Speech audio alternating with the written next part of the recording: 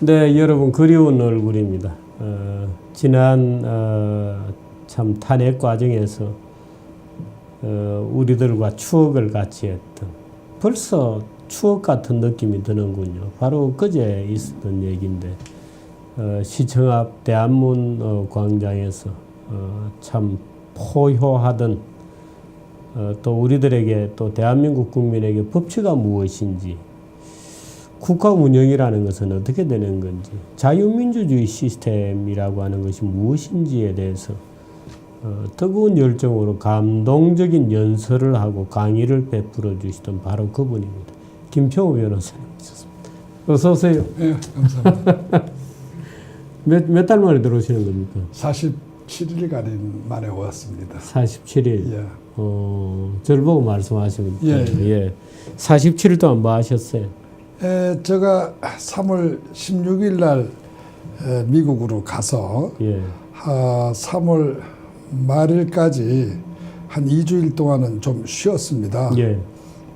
신병 치료도 좀 받고 예. 건강을 좀 회복을 했습니다. 예. 3월 31일 날 박근혜 대통령께서 구속이 되셨어요. 예. 제가 미국에서 그분이 구속되시는 그 뉴스를 이렇게 보면서 참 너무 눈물이 나고 너무 가슴이 아팠습니다. 예. 근데 하루 지나고 나서 저도 모르게 마음속에서 뜨거운 그 어떤 희망 같은 게 솟더라고요. 예. 예. 그러면서 이제 어둠이 끝났구나. 새로운 희망이 시작된다. 예. 이런 영감이 저를 사로잡았습니다. 예. 그래서 갑자기 몸이 굉장히 가뿐해지고 예. 마음이 편안해졌어요. 아, 그래요. 예. 그 새로운 희망에 대해서 오늘 얘기를 좀 해주셔야 돼요. 그럴까요? 예. 구속이라는 것은 사실 필요가 없는 거예요. 예. 탄핵의 목적은 예. 대통령직을 뺏어서 예. 재선거를 보궐선거죠. 예. 보궐선거를 실시하려는 어떠한 그 의도하에서 이게 시작된 것이기 때문에 예. 구속은 사실은 필요가 없는 거예요. 예. 많은 경우에 정치적 대립은 말이죠. 예. 정치적 싸움으로 끝납니다. 예. 그러면 대통령직을 소위 파면시킴으로써 예. 청와대에서 쫓아내므로써 예. 정치적 목적은 달성이 된 겁니다. 예. 탄핵에 우리가 순수하게 보면은 예. 그러나 순수하지 않기 때문에 예. 거기서 끝나질 않아요. 그것은 구속으로 이어진 겁니다. 예. 왜 그러면 구속을 시키느냐 하는 거죠. 저는 그것을 이해하는 것이 이번 박근혜 대통령 탄핵 사건의 본질을 이해하는 예. 단초라고 봅니다. 예. 그래서 저는 이것을 하나의 표로 그렸어요. 예. 예. 여러분들께 아까 준비한 그거죠? 제가 설명을 드리려고 합니다. 이거 보시면 글자가 조금 작게 보일 겁니다만은 한번 보시죠. 좋습니다. 이게 2016년 12월 9일 날 국회의 탄핵 소추가 의결됐잖아요. 예.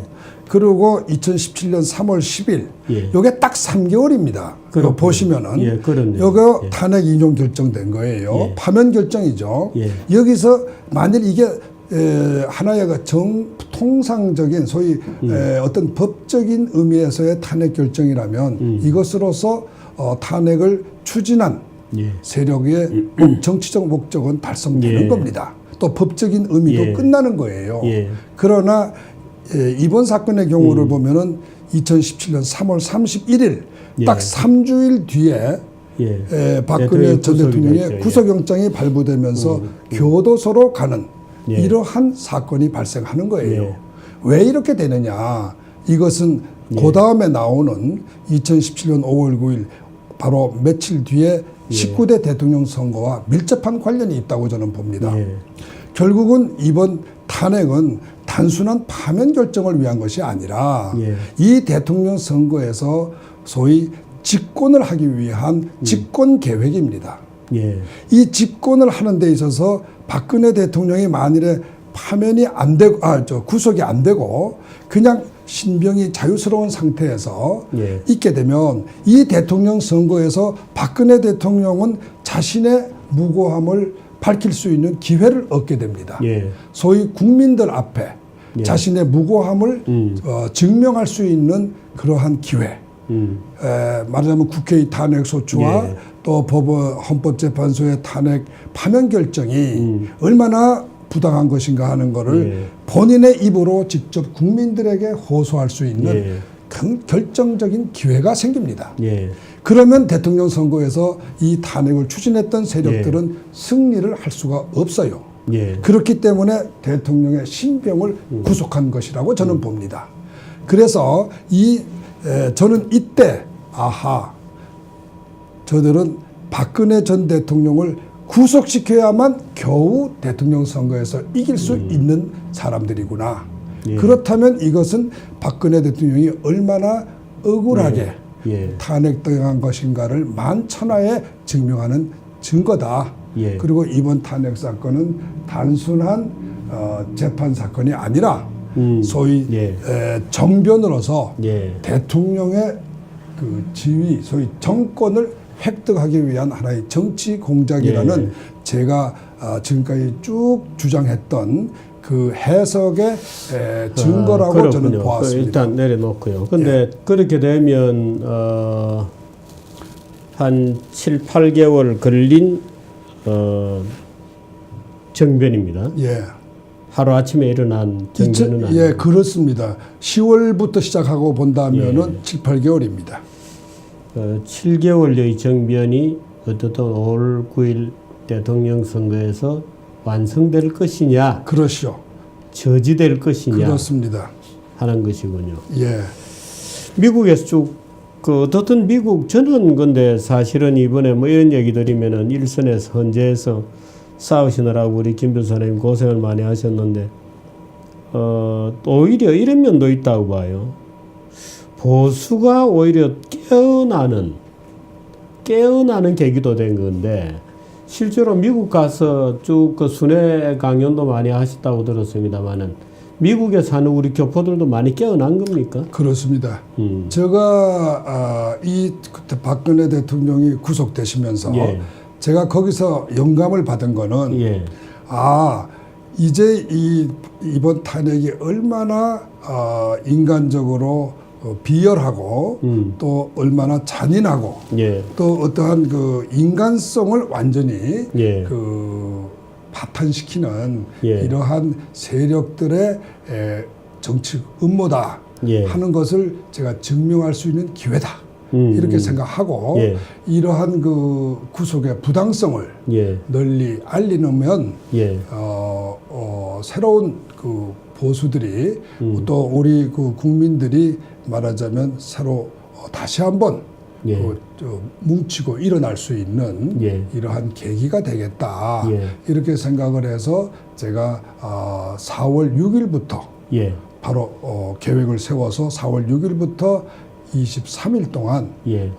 미국의 큰 도시 8개 하고 캐나다의 밴쿠버와 토론토 8개 같으면 로스앤젤레스에서부터 뉴욕, 네, 뉴욕, 워싱턴 DC, 예. 그다음에 시애틀, 시애틀, 예, 그다음에 샌프란시스코, 그다음에 애틀란타, 휴스턴, 시카고, 예, 8개 도시. 그리고 캐나다의 토론토하고 밴쿠버 이렇게 해서 10개 도시를 쭉 수례했습니다. 사실 영사관을 통해서 대한민국의 정부가 소위 중앙선거관리위원회의 유권 해석이다 하면서 제 탄핵 반대 순회 강연이 선거법에 위반된다는 거예요. 그래서 그러면서 사실 그 영사관을 통해서 각 도시마다 이 제 강연회를 선거법에 위반된다는 근거가 뭐죠? 그래서 제가 하도 그게 이해가 안 가서 예. 공문을 보자고 그랬어요. 예. 그때 공문을 봤더니 아무 설명이 없이 예. 탄핵 반대가 선거법에 위반될 위험성이 있으므로 이거예요. 저는 도저히 이해가 안 가고 더군다나 미국에서 강연하는데 예. 그게 어떻게 한국의 영사관이 미국 대부분이 청취자의 대부분은 미국 시민권자인데 아니 이 사람들 보고 무슨 선거법 위반을 이야기하나. 그게 영사관의 오바입니까? 아니면 중앙선관위에서 중앙선관위의 지시죠. 실제로 그런 지시가 있었다는 그럼요. 이 공문이 있죠. 예, 그래서 저한테도 전화도 하고 그래서 제가 공문서를 저한테 보내달라고 그랬어요. 예, 예. 하여튼 간에 굉장히 저의 그 탄핵 반대를 선거법 위반으로 해석하는 이러한 어이가 없는 단순히 그 표현만 있었어요. 예. 탄핵 반대는 선거법에 위반될 우려가 있다는 중앙선거관리위원회 유권 해석이 있으므로 이거예요. 그래서 제가 참 다시 한번 이 우리나라 지금 이 정치 권력이 소위 예. 공무원들까지도 예. 전부 어떤 이미 탄핵 정변을 통해서 예. 그 소위 집권이 확실시 된다고 보이는 예. 어떠한 그 좌파 그 세력들에게 예. 완전히 지배당하고 있다는 것을 다시 한번 느끼면서 예. 미국의 그 동포들에게 예. 그 부당성도 알리고 예. 또 우리가 여기서 대한민국은 이제 언론이 예. 너무나 편파적이고 너무나 편향돼 있기 때문에 예. 진실이 도저히 국민들에게 알려지지 않는다. 예.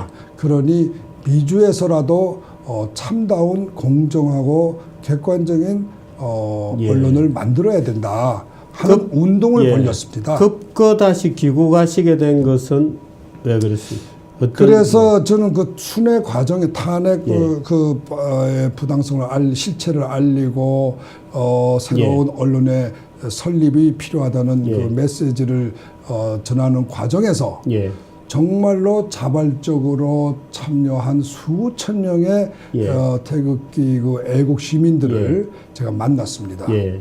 그분들의 정말 눈물겹고 너무나 감동적인 예. 그 저의 그 대한 성원은 정말 제가 나중에 다른 기회에 예. 한번 밝히겠습니다만은 어쨌든 그런데 그분들이 예.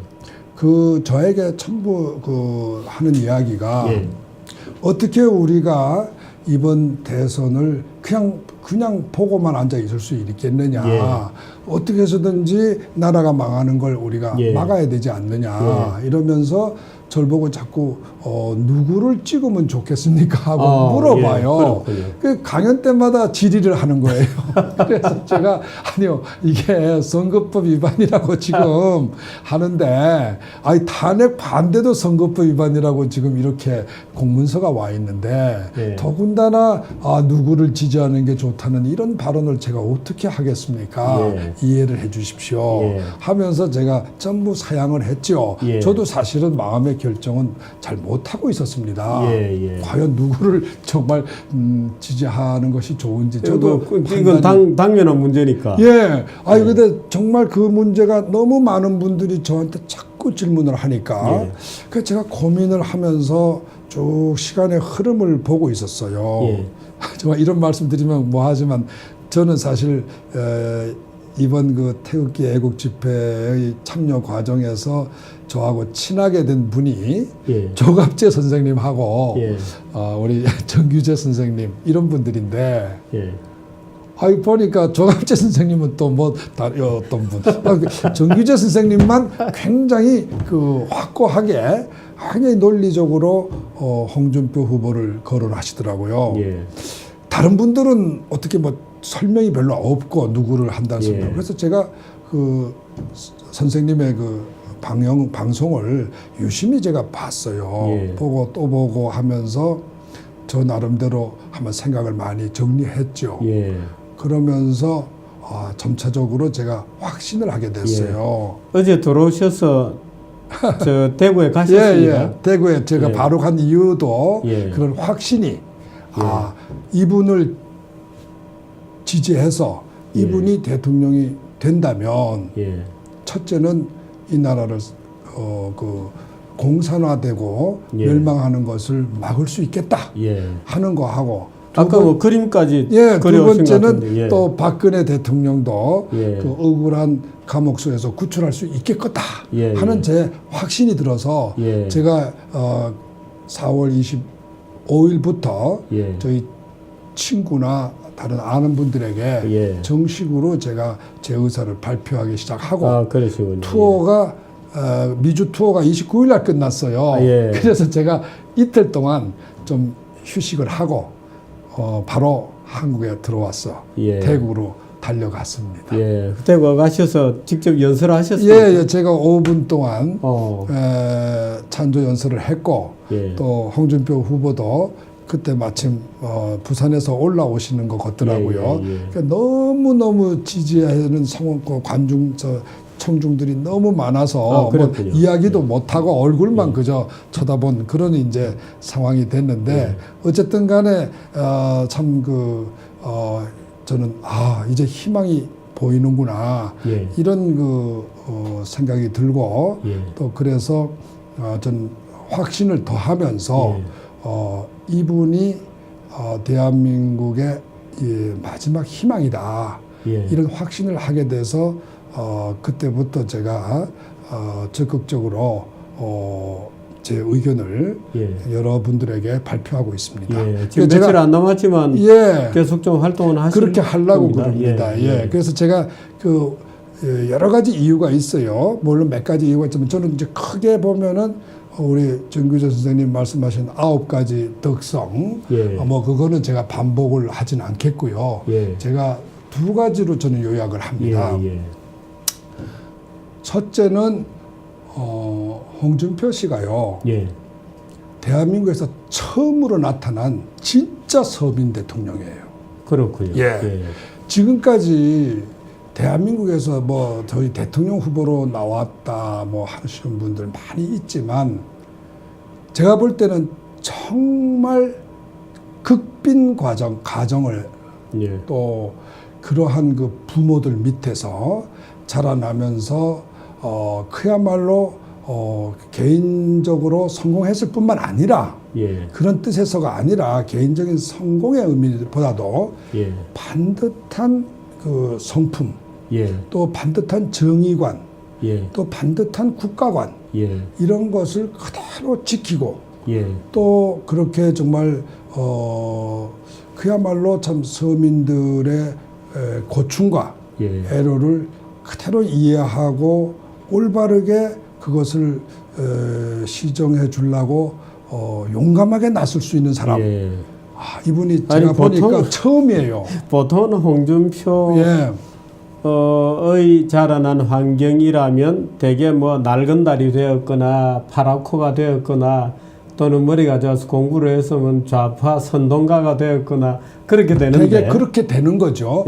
그런데 이분은 검사 생활을 하면서 모래시계 검사로 소위 폭력배들과 싸웠잖아요. 그거 참 어려운 겁니다. 그렇습니다. 검사가 출세하기 위해서는 고분고분하게 타협하면서 살아야 출세를 하는데 공안검사도 좀 거쳐야 되는. 이분은 참 그야말로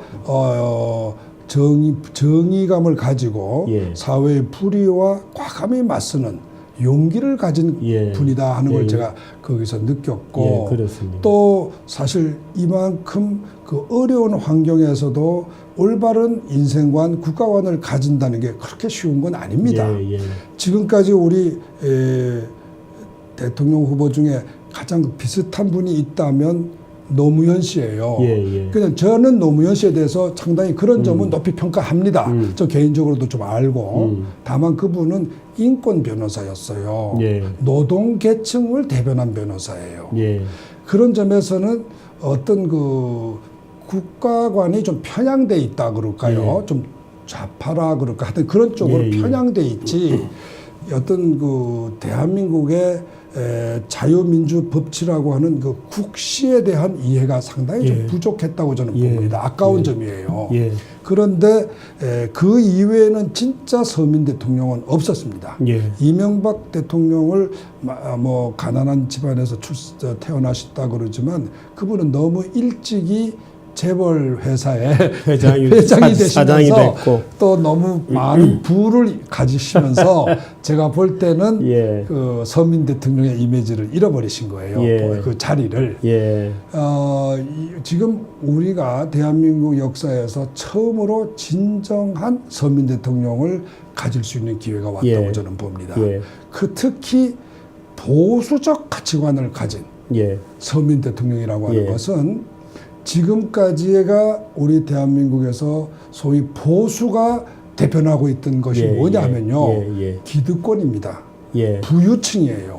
정말 그야말로 우리나라 보수는 정말 혼자 잘 먹고 잘 산다고 그럴까요? 또는 어떤 그러한 그 이미지가 너무 강했습니다. 그 바람에 진보 좌파들한테 권력을 뺏긴 것이라고 저는 봅니다. 이번에 선거판 전체는 어떻게 보고? 그래서 저는 우선 처음으로 보수가 참다운 서민 대통령을 후보로 가지게 됐다는 거. 이거는 보수를 앞으로 대한민국 역사에서 다시 재건할 수 있는 가장 좋은 그 상품, 뭐랄까, 가치라고 저는 봅니다. 개인적인 자질이라고 봅니다. 우리 두 번째는 저는 이번 선거의 최대 그 핵심은 사실 탄핵은 아닙니다. 그것보다는 저는 지금 국제 정세의 변화에 대해서 주목해야 된다고 봅니다. 안보 문제죠. 안보 문제입니다. 특히 그 안보 환경의 변화를 저는 지적하고 싶습니다. 국내적으로도 그렇고 지금 아까도 제가 사적으로 말씀을 드렸습니다만 대한민국에서 말이죠. 70년의 건국사에서 소위 종북 좌파라 그럴까 진보 좌파라고 할까 그러한 세력들이 언론, 국회, 검찰, 법원 뭐 모든 이 소위 권력을 다 소위 그 국가의 저변을 완전히 장악한 거는 처음입니다. 이번 탄핵 사건을 계기로 해서 그게 증명된 거예요. 김대중 노무현 대통령 때는 강력한 보수 언론과 국회가 있었고 검찰, 법원이 있었습니다. 그러나 지금 현재 탄핵 정국을 계기로 해서 대한민국은 이 핵심적인 권력층을 모두 다 보수가 뺏기고 종북 소위 좌파라 그럴까요? 진보 세력에게 모두가 다 뺏겼습니다. 이제 남은 거는 유일하게 대통령 자리 하나예요. 그런데 이 대통령 자리가 가지고 있는 의미가 있습니다.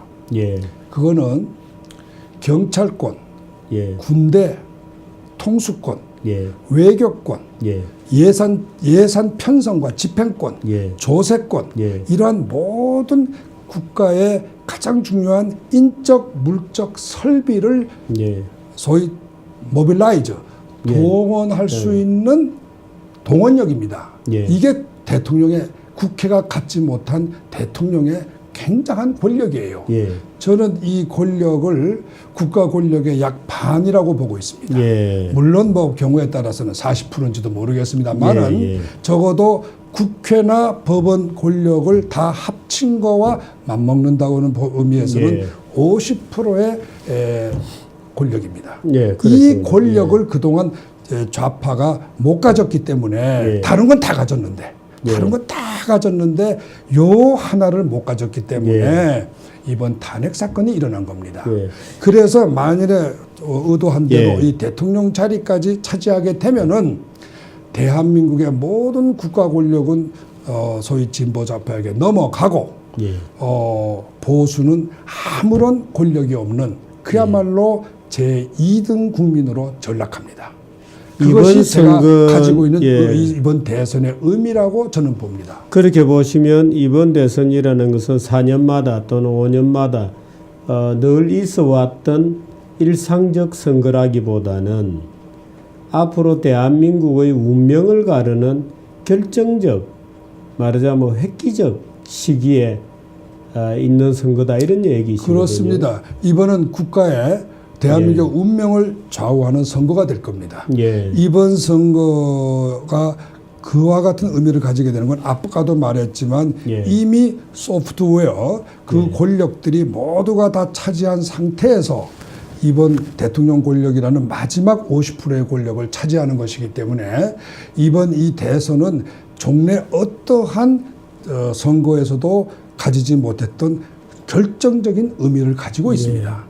두 번째는 제일 제가 강조하고 싶은 거는 아까도 말씀드렸지만 국제 정세의 변화예요. 예. 이번에 트럼프 대통령이 북한의 핵무기와 미사일에 대해서 무력을 써서라도 이것을 제재하겠다. 말하자면 없애겠다. 이렇게 공언을 하지 않았습니까? 어떤 분들은 그거 뭐 맨날 하는 소리야. 지난 30년 동안 미국은 해왔던 거야. 그렇게 말합니다. 저는 그렇지 않다고 봅니다. 왜냐하면은 지난 30년간의 그거는 북한이 핵무기 개발하는 거를 가정을 말한 거예요. 지금 문제점은 어디에 있냐면 핵무기 개발이 끝났다는 데에 있습니다. 개발은 끝난 거예요. 이제 실전 단계에 ICBM으로 간다는 거죠. 이제는 실전 단계에 들어갔습니다. 그렇기 때문에 종전 30년하고 지금하고는 의미가 달라요. 지금 이 상태에서는 미국의 그동안 모든 대통령들이 소위 수건 돌리기로 해서 미루고 미뤘던 결단의 순간이 결국은 닥친 겁니다.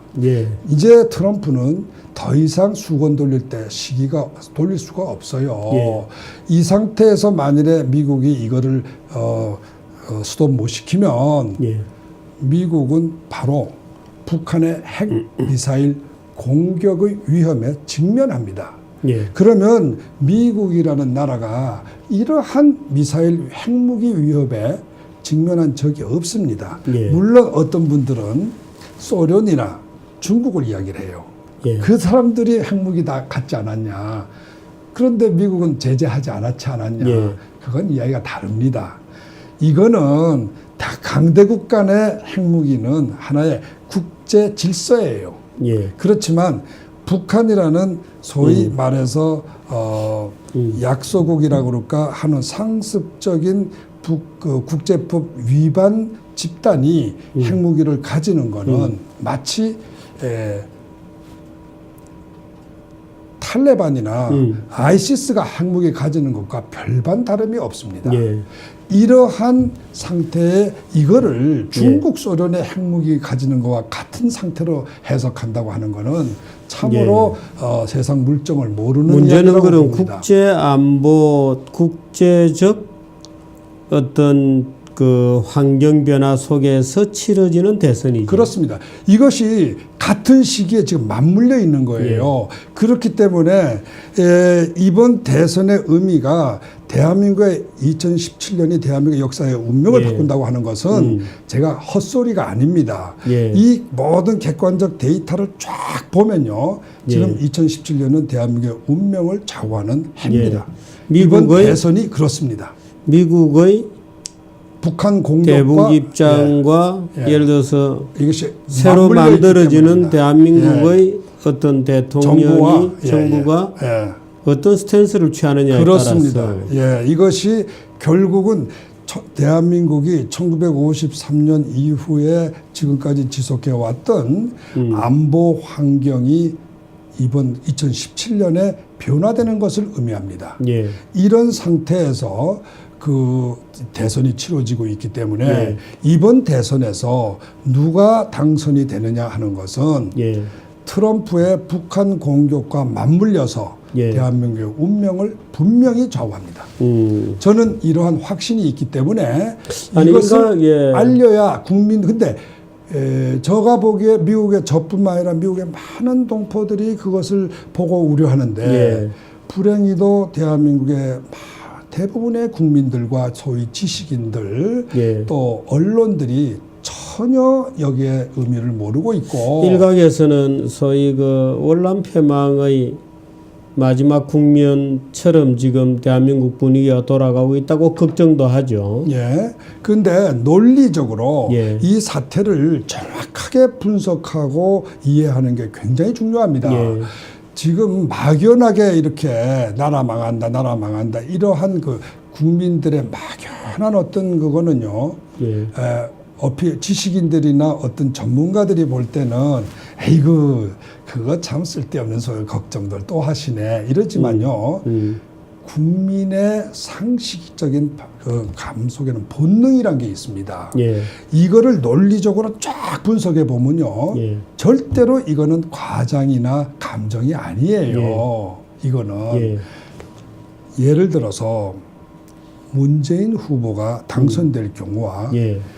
예를 들어서 저는 홍준표 후보밖에는 당선 가능성이 있는 보수 측의 후보는 없다고 봅니다. 없죠. 예. 이 두 사람이 당선될 경우를 가정해서 예. 이 국제 정세의 안보 환경의 변화를 예. 대입을 시켜보면요. 예. 정말 아주 다르죠. 엄청난 예. 여러분들이 경악할 수 있는 그러한 어떠한 예. 그 논리가 나옵니다. 제가 그거를 예. 표로 만들었습니다. 한번 보시죠. 예. 예. 약간 이렇게 예. 예. 예. 예, 됐습니다. 예. 네, 조금 여기다 포커스 예.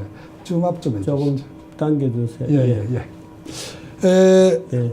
제가 이렇게 아주 쉽게 이야기를 드리겠습니다. 뭐 저는 전문가들이 보시기에는 상당히 그 뭐 좀 너무 단순화된 이야기라고 하실 줄도 압니다. 알지만 일단 저 같은 사람의 의견도 한번 들어봐 주시길 부탁합니다. 만일에 문재인 후보가 당선이 된다면요.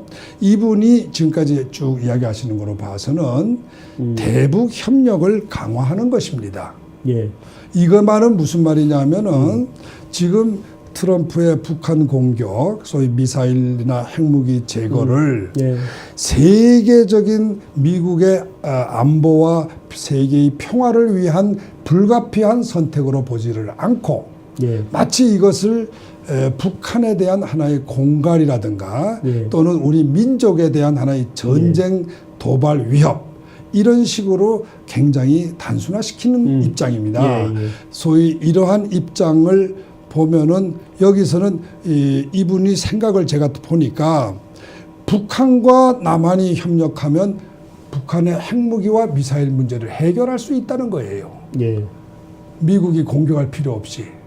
저는 그거는 미국의 공격이 소위 핵과 미사일 제거가 미국의 이 안전과 세계의 평화를 위한 것이라는 것을 간과하고 있다고 봅니다. 우리가 그만두라고 한다고 해서 트럼프가 그만두고 우리가 하라고 그런다고 해서 하고 그러는 거 아닙니다. 우리가 말할 수 없는 세계 어느 나라도 말릴 수 없는 선택이에요. 중국이 말리려 해도 안 된 겁니다. 전 세계가 다 말리려 해도 안 되는 거예요. 이거는 왜 그러냐면 미국의 안보가 걸려 있기 때문에요. 시큐리티가 걸려 있기 때문에.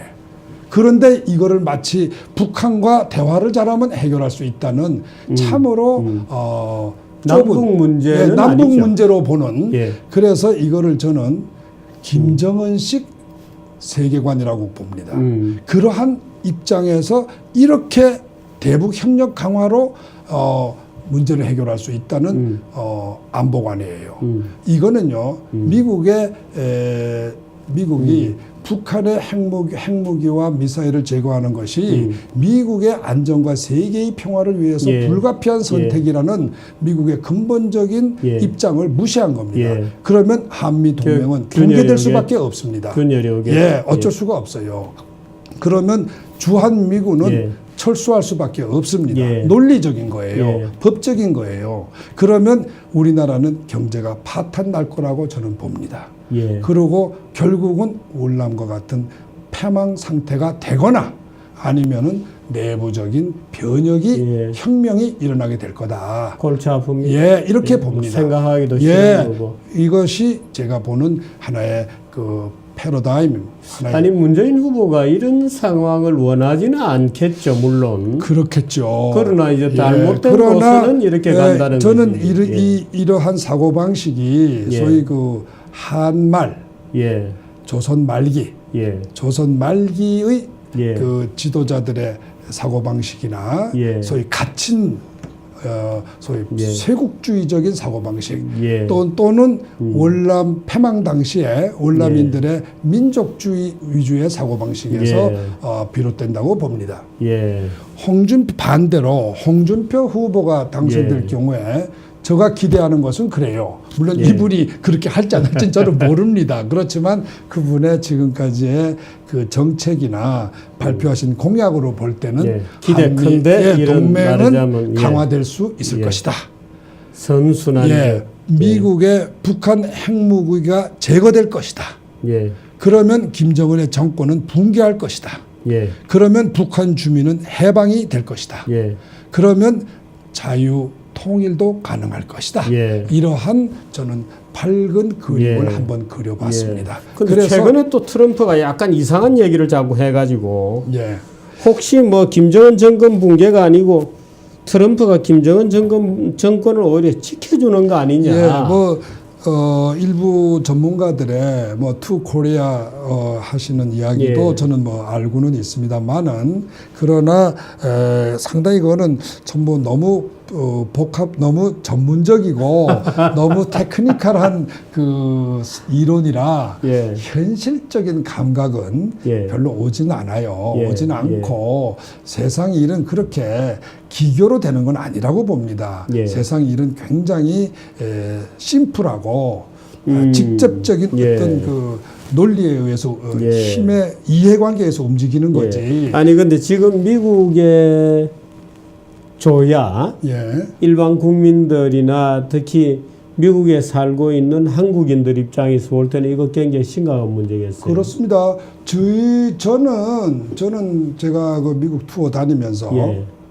제가 던진 메시지는 한국에 계신 분들이 아마 들으면 상당히 놀라실 거예요. 예.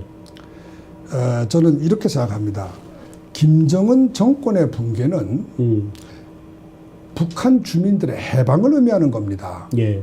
이거를 우리가 막아야 될 아무 이유가 없어요. 예. 왜? 북한 주민 2천만도 자유스러운 동포죠. 정보를 가질 예. 권리가 있습니다. 인권이 있어요. 예. 그거를 우리가 우리 이익 때문에, 우리 안전, 우리 안일 때문에 너 하지 마라. 너는 고생해라. 그건 말이 안 되는 거예요. 말이 안 되는 겁니다. 예. 그러면 예. 적어도 북한 주민의 해방을 우리가 박수치고 예. 그들을 도와줘야 됩니다. 예. 그래서 저는 미국 동포들에게 예. Save Korea를 두 가지 의미로 분석했습니다. 예. 한국은 예. 자유민주가 과잉이고 예. 법치가 부족합니다. 예. 그렇기 때문에 Save Rule of Law 예. in South예요. 예. 남에서는 법치주의, 예. 북에서는 자유입니다. 예. 우리가 그동안 70년 동안 누렸던 자유와 민주, 이 사람들은 그게 없어요. 예. 법치는 고사하고. 그렇기 예. 때문에 이분들에게 자유와 민주가 주어지는 예. 이러한 기회를 마치 그것을 나 때문에 우리가 좀 더 편안하게 살기 위해서 예. 갖지 말아라. 그건 말이 안 되는 거예요. 아무도 그럴 권리가 예, 없죠. 없습니다. 예. 그거는 누구도 그런 요구할 권리가 도덕적 없습니다. 의무가 오히려 있는 것입니다. 동족이라는 이유로 그러한 권리는 없습니다. 예. 그래서 저는 북한 문제가 정권이 붕괴되고 예. 북한 주민이 해방될 경우에 예. 그들에게 정말로 절실히 필요한 거는 여러 가지가 있습니다. 예. 식량부터 시작해서 또 새로운 시스템에 대한 교육, 또 여러 가지 직업에 대한 또 세계에 대한 이해, 또는 이러한 여러 가지 기초적인 어떤 인프라스트럭처라든가 이러한 것들이 굉장히 많이 필요합니다. 예. 기독교 교회 분들에게는 제가 그랬어요. 선교 사업이 필요하다. 예. 그래서 이러한 것을 남한이 할 수가 없다. 예. 남한 사람들은 제가 볼 때는 너무 자신의 이익만 너무 돌아보고 있기 때문에 북한 예. 주민들에게 이러한 것을 봉사하고 베풀려는 그러한 의지가 별로 안 보인다. 아니 근데 제가 볼 때는 이 지금 대한민국 국민들이 그 문제를 어떻든 역대 정권 또 해방 이후 6.25 전쟁 이후 수십 년이 경과하다 보면 북한 이슈라는 것 자체가 너무도 상투적 이슈인 것처럼 바뀌었어요. 그래서 감각적으로도 권태롭게 여기고 그 문제가 우리에게 제기하고 있는 어떤 현실적 시급성을 못 느끼는 단계. 그런 것 같습니다. 그래서 예. 굉장히 둔감해져 있고. 예. 그래서 그게 북한 문제 얘기하면 그게 오히려 다른 나라 사람들보다 굉장히 그냥 추상적인 예. 그런 문제이지 예. 우리 앞에 다가와 있는 구체성을 띠는 어떤 문제로 인식을 하질 않아요. 그건 그런 것 같습니다. 예. 예. 그래서 남한에 대해서는 제가 기대하지 말라고 그랬어요. 기대하지 말고. 큰일입니다. 예. 우리 미국에 있는 동포들이 예. 이 책임을 떠맡자. 예. 우리가 북한을 돕자. 그 지금 세이브 코리아 운동을 하시게 예, 되는 그게 세이브 코리아 운동인데요. 아, 그렇군요. 예, 프리덤 인 노스입니다. 예. 북에는 자유, 예. 남에는 법치입니다. 예. 제가 만든 세이브 코리아 파운데이션이 예. 또 카페도 있습니다. 예. 보시면은 알 거예요. 저는 세이브 코리아 카페는 한국 예, 지금 한국에 있습니다.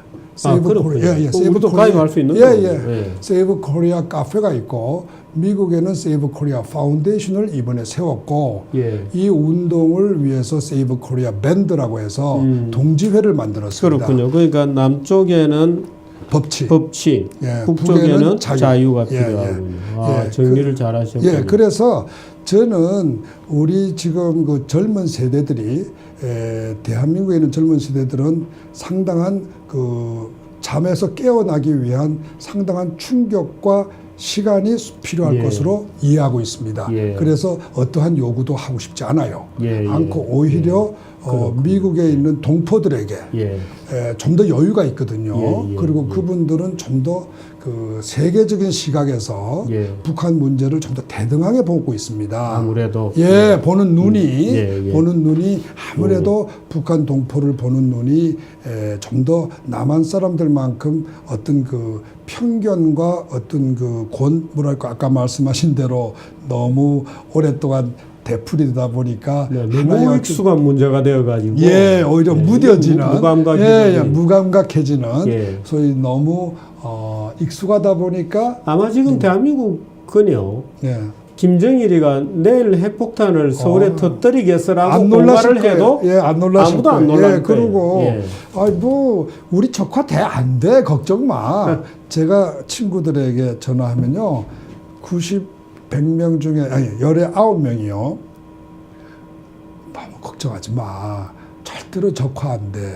적화 걱정 마 이래요. 그래서 저는 걱정 안 하기로 했습니다. 예. 저는 남한에 대해서는 걱정하지 말라고 그래요. 제가 북한 예. 세계의 그 우리 동포들에게는 해외에 있는 동포들에게는 남한 분들은 나름대로의 어떤 그 상황이 있으니까 우리가 너무 그분들에게 근데 아마 그 걱정하지 하지 말라는 마라. 게. 하지 마라.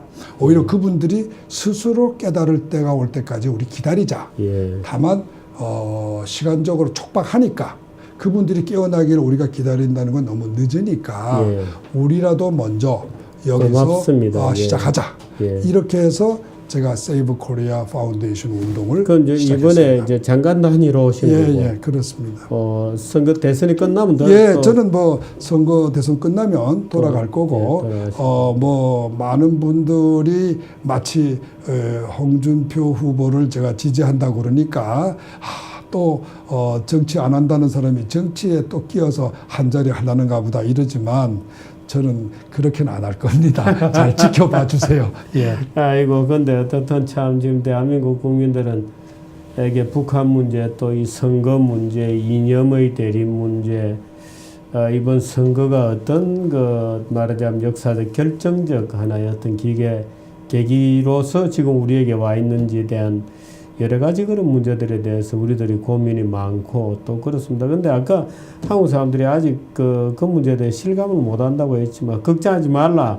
뭐 친구들을 그렇게 얘기한다고 하셨지만 아마 그 뒤에는 괄호 열고 닫고 하느님이 보호하실 거야. 그 근거 없는 예, 뭐 걱정이 있겠죠. 근거 없이 다만, 하느님이 보호하실 예. 거야. 뭐. 다만 언론이나 뭐 많은 그 지도층에 계신 분들이 보다 더 뭐라 그럴까요? 제가 볼 때는 보다 더 작은 문제. 뭐 기초연금 얼마 더 받냐? 뭐 또 뭐 국고보조 내가 뭐 더 잘해주겠다. 뭐 이렇게 아니 그러니까 이런 거죠. 이런 아니, 작은 문제에 너무 예를 들어서 매달려 있어요. 아까 그 문재인 그 대통령 예. 당선 이후에 대해서 얘기를 잠깐 하셨습니다. 안보 문제 외에도 예를 들어 문재인 정권이 적폐청산이다, 무슨 청렴위원회다 이런 걸 만들어서 소위 독재 정권의 사상 검색이라든지 이런 형태의 굉장히 독재적인 어떤 말하자면 뭐 극우 보수는 불태워 없애 괴멸시켜 버리겠다, 뭐 불태워 말하자면 이런 데 대해서도 그냥 단순히 언어의 인플레인 거야 라고 생각하는 분들도 있고 그런 것 같아요. 그런 것을 굉장히 심각하게 받아들이는 분들도 있죠. 예. 말하자면 이런 그 갈등들이 있습니다. 그런데 이런 그 견해차들이 있기는 합니다만은 어떤 경우에라도 튼튼하게 해놓는 것이 가장 예, 중요한 그게 거죠. 좋겠죠. 예, 예. 어떤 경우에라도 예. 물론 이제 사실은 87 민주화 이후에 30년 만에 저는 대격돌이 지금 붙고 있다고 봅니다. 물론 사실은 보수는 괴멸된 상태에서 출발했어요. 이번에 뭐 우리 김 변호사의 고생을 뭐 그렇게 해서 하셨습니다만 어떻든 보수가 완전히 박근혜와 함께 괴멸된 상태에서 출발을 했습니다만 그래도 지금 분위기는 그래도 꽤 이렇게 세워놓고 있는 그런 분위기입니다. 예, 여러분들도 희망은 있습니다. 예. 뭐 또 이렇게 미국에서도 우리 예. 변호사님께서 와주시고 하니까 저도 힘도 나고 하니까 예. 고맙습니다. 예, 하여튼 제가 마지막으로 제가 그 메시지는 우리 홍준표 후보가 대한민국의 마지막 희망이다. 예. 이번 선거에서 잘못하면 더 이상 대한민국에는 자유민주선거는 없어질 없다. 것이다. 예. 이러한 그 우려에서 예. 제가 한국에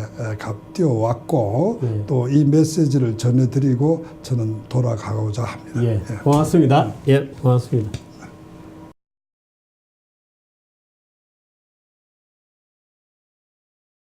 탄핵은 너희들이 했지만 투표는 우리가 한다. 이렇게 제목을 달았습니다. 사실 엄밀한 의미로는 이건 제목으로서는 맞지 않습니다. 탄핵과 투표는 대응 관계에 있다 하더라도 너희들이 탄핵한 거 우리가 투표한다. 뭐 이런 거는 논리에는 맞지 않습니다만은 말은 만들어 봤습니다. 간단합니다. 투표하러 가야 된다는 얘기를 다시 한번 강조드리고자 합니다. 포기해서는 안 됩니다. 지금 이 대한민국의 보수 가치를 자유민주주의와 시장경제를 지켜왔던 많은 분들이 상심하고 국가에 대해서 실망하고 대한민국의 수준에 실망하고 그래서 샤이 보수가 되고 그러나 태극기가 조직이 되고 수십만 명이 모여서 이대로 나라가 망할 수는 없다고 길거리에 나오고 했습니다. 이제 그 결산입니다. 저항의 결산입니다. 그런데 이 투표를 그냥 흘려보내고 그 어떤 저항도 안 됩니다. 투표야말로 민주주의에 있어서 의사표현을 할 수 있는 가장 본질적이고도 기본적이고 전제 조건이고 그렇습니다. 원래 이 좌파는 민주주의를 광장 민주주의라고 규정을 합니다.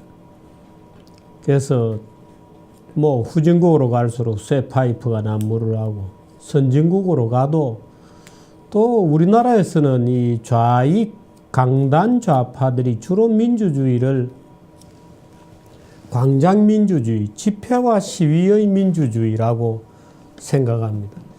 그런데 집회와 시위는 민주주의의 부가적 조건이지 민주주의의 본질적 요인은 투표입니다. 투표입니다. 그래서 어떻든 대한민국을 걱정하는 분들이라면 무조건 주변의 주민들 또 친지들 벗들에게 연락하셔서 호미로 막을 수 있는 것을 가래로 막지 않아도 되도록 투표장으로 해주시기 바랍니다. 그게 민주주의의 본질입니다. 투표는 물론 선택입니다. 안 해도 그만이고 해도 되고 안 해도 되고 저는 평소에는 투표를 거부할 권리야말로 투표할 권리의 핵심이다 이렇게 생각하는 사람입니다.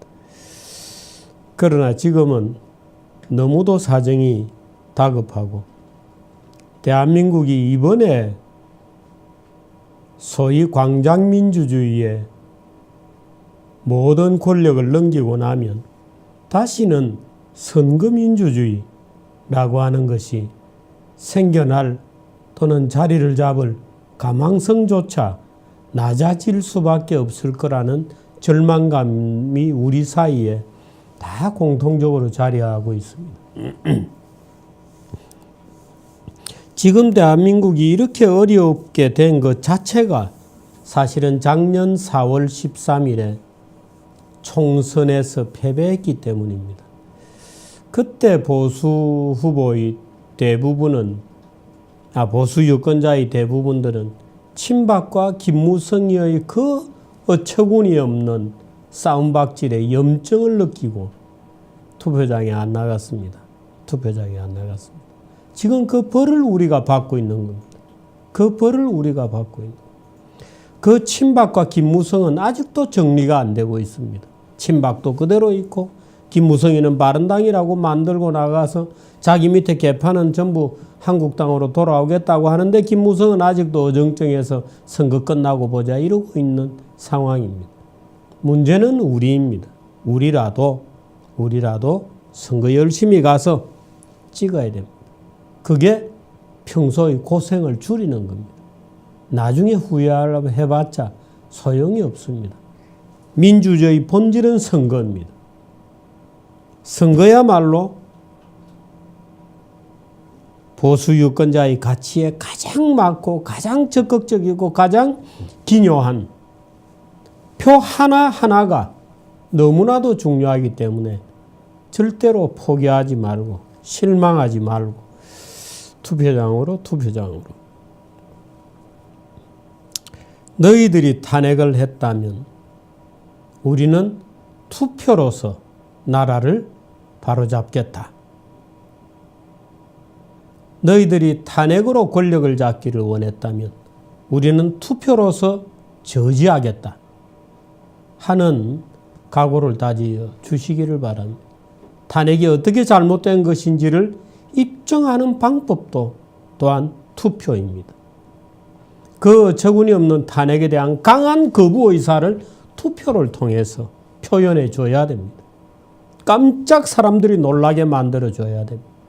아니구나 이게 웬 숨어있던 탄핵 반대자가 이렇게 많았어.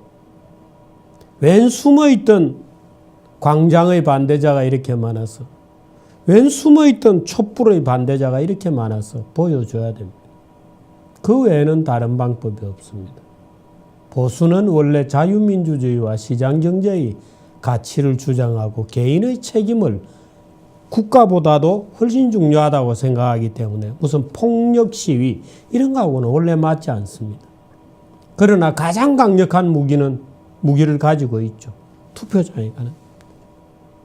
선거를 통해서 의사표현을 할 수 있다는 것이 제도로서 민주주의의 본질에 해당하기 때문에 또 그것이 보수가치의 본질에 해당합니다.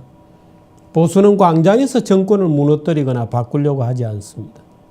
조용히 투표장에 가서 피 흘리지 않고 조용한 투표장에서 정권을 바꾸고 자기 의사 표현을 하고 하는 것이 보수의 기본 가치입니다. 절대로 이걸 포기하면 안 됩니다. 너희들은 탄핵을 통해서 권력을 엎으려고 했지만 웃기지 마라. 우리는 선거를 통해서 대한민국을 지킨다 하는 것을 반드시 보여주시기를 부탁드립니다. 고맙습니다.